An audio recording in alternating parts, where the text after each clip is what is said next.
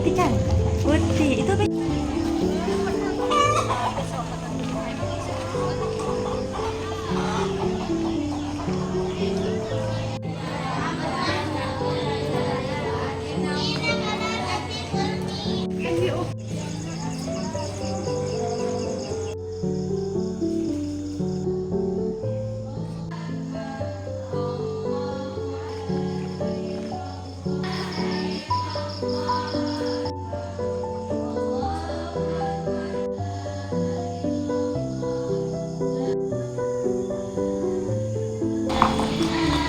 Assalamualaikum warahmatullahi wabarakatuh.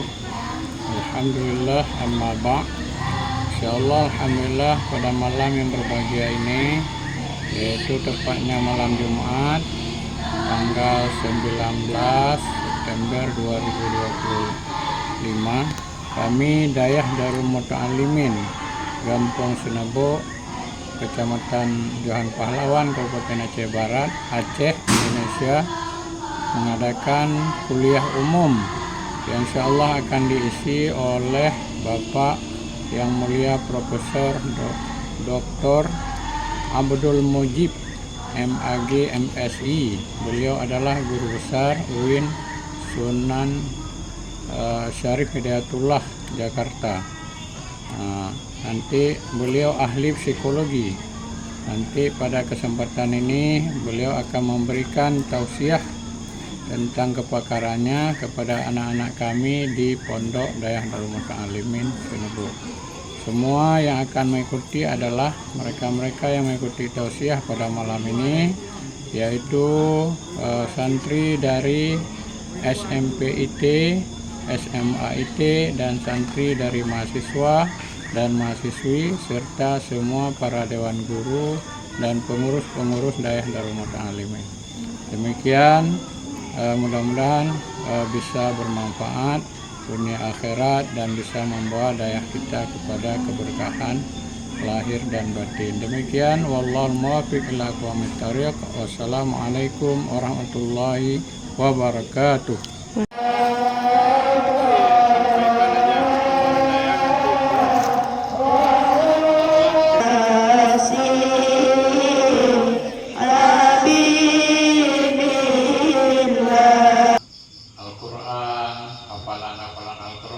Kalau saya lihat suasana Dayah atau pesantren sini jauh lebih baik dibanding ketika saya dulu nyantri. Karena dulu saya nyantri pakai kalau masak sendiri saya. Masak pakai ranting-ranting pohon bambu. Kalau pas hujan gitu sendal-sendal yang sendal dibuat kayu bakar. Tiba-tiba dulu kita tidak pernah mencuri, tapi kalau gosok biasa itu. Jadi dulu itu ketika saya nyantri sangat-sangat prihatin. Teman saya 1 bulan dikasih uang 50.000, saya 1 bulan dikasih uang 5.000. Jadi teman saya itu 10 kali lipat dari saya. Terus dulu ketika saya di pesantren, karena memang uang jajan nggak ada adik-adik, saya nggak sempat ya jajan-jajan macam. Daripada gitu, sama-sama saya nggak jajan, mendingan saya puasa. Maka dulu saya sering puasa, sampai saya kuliah sering puasa. Bukan karena saya alim, bukan. Sama-sama tidak jajan, mendingan puasa sekalian. Dan nanti saya ceritakan ya, makna puasa itu kayak apa. Alhamdulillah ya, dan berkat doa ibu nanti saya ceritakan betapa kuatnya doa ibu bisa menghantarkan kita sukses. Ibu bapak luar biasa itu. Jadi saya alhamdulillah waktu di madrasah ibtidaiyah dulu namanya bukan ranking ya, dulu namanya bintang kelas. Saya bintang kelas. Sanawiyah juga bintang kelas. Kalau istilah ranking ya ranking 1 ya. Aliyah juga bintang kelas. Dan kemudian ke perguruan tinggi ngambil program S1, dulu masih di RS ya. Di RS, saya wisudawan terbaik dari 1.600.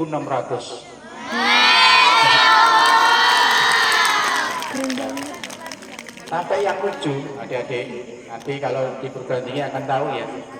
ibu saya itu mendampingi saya ketika wisuda. Ini ibu saya, ini orang sama-sama orang tua. Nah, ditanya ibu saya, ibu anaknya S1 atau anaknya SD2, diploma 2? Kata ibu saya nggak paham itu apa itu. Tapi begitu saya dipanggil sebagai wisudawan terbaik, apa kata saya? Ibu saya, itu loh anak saya. Paket orang di sebelahnya. Adik-adik bisa enggak? Ya. Sekarang janji dalam hati, ibu nanti kalau saya kuliah ibu, nanti akan saya kasih hadiah. Ini loh anakmu jadi wisudawan terbaik. Sekarang ya boleh janji ya. Bismillah. Ya. Pasti bisa. Sampai ibu saya itu saya ceritain, kalau saya itu nilainya IP-nya pernah satu semester itu nilainya 4. Apa kata ibu saya? Kok nilaimu kok 4 tidak 9 gitu ya. Saking kampungnya adik-adik. Terus ketika itu miskinnya luar biasa, sampai saya hampir nggak kuliah. Mujib, kamu nggak usah kuliah. Ini mulai dari santri ya, santri udah masaknya tidak ikut masak umum, ya kita masak sendiri gitu kan. Nggak pernah pakai ikan, nggak pernah apa, pakai cabai sama itu aja, sama garam itu aja. Ibaratnya gitu. Bener ini adik-adik ya, saya tidak mengada-ngada. Waktu kuliah di tengah jalan, kata ibu saya, udahlah Mujib, ibu nggak bisa punya uang untuk bisa bayar SPP. Udahlah, kamu nggak usah kuliah. Mak, panggilnya Mak ya, Mak kalau gitu saya terminal saja. Apa terminal itu? Berhenti dulu, nanti saya kuliah lagi kalau sudah bisa bayar SPP. Saya udah nekat pergi ke Malang, dari Gresik ke Malang. Tiba-tiba ada teman saya yang mau bayar SPP 1 tahun. Terus saya bilang, daripada kamu 1 tahun, gimana kalau 1 semester saya pinjam? Nanti tahun depan ayah saya dapat uang, buruh tambak, menjaga tambak orang. Kalau ikan bandengnya sudah diambil, dapat 10% itu, nanti akan dikembalikan. Alhamdulillah teman saya itu mau, sehingga bisa kuliah lagi. Nah, enggak, di tengah jalan adik-adik, saya dapat beasiswa.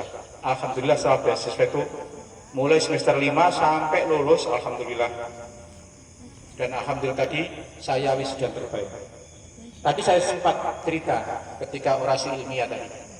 Ketika ibu saya mendampingi saya menerima piala sebagai wisudawan terbaik, ibu saya itu ketika wisuda pakai sendal jepit. Saya nggak bisa.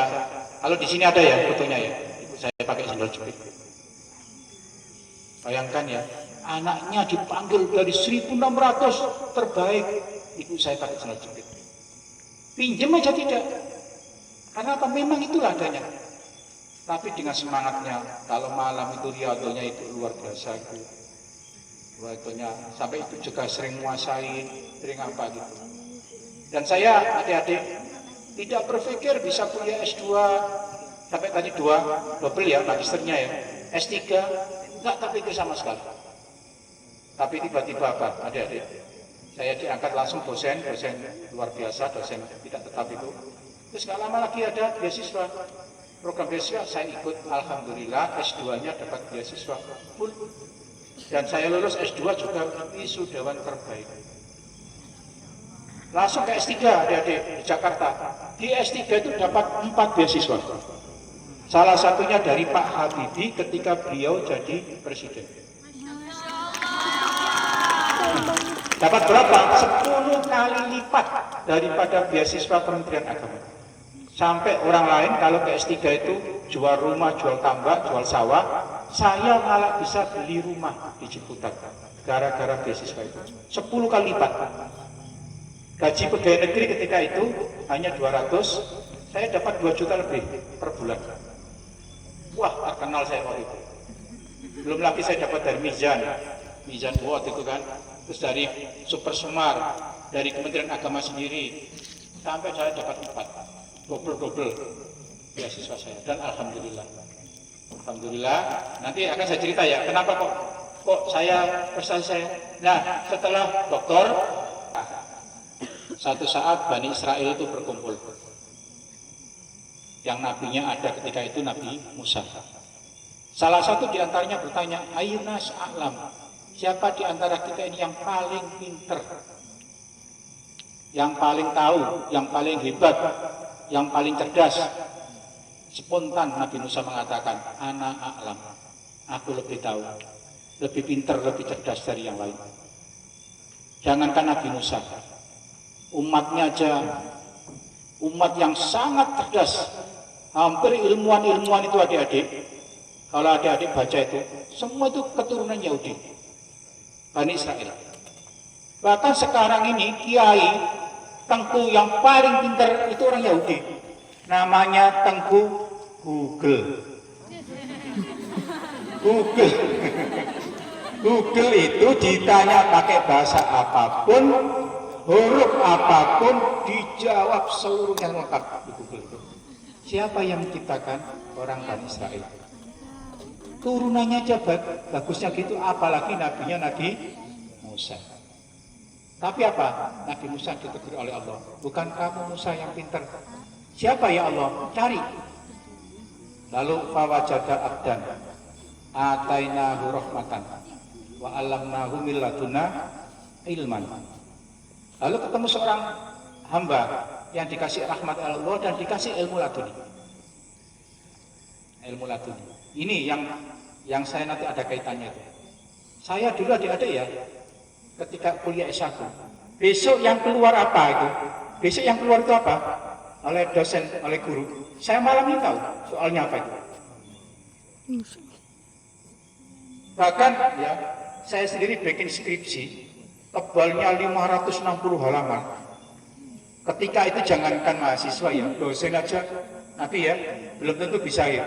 560 halaman, 3 bulan selesai dan terbit jadi buku nasional. Jangankan orang lain, saya juga heran. Loh, saya dulu kok bisa gini ya? Nah ini mau saya ceritakan ini, adik-adik. Ternyata saya pikir-pikir, jangan-jangan itu ya yang namanya ilmu laduni. Nah ini saya ceritakan ini. Zona Prof. Jadi yang mau Ana tanyakan kayak gini. Kan Prof tadi ada bilang kesabaran itu bisa mendatangkan ilmu laduni. Jadi kenapa bisa kesabaran? Kenapa, apa hubungan kesabaran sehingga kita bisa dapat ilmu laduni? Dan apa hanya kesabaran yang bisa mendatangkan ilmu laduni? Kemudian satu lagi, maksud dari pakar psikologi itu kayak mana, Prof? Itu apa dan bagaimana? Sekian dari Anda. Wassalamualaikum warahmatullahi wabarakatuh.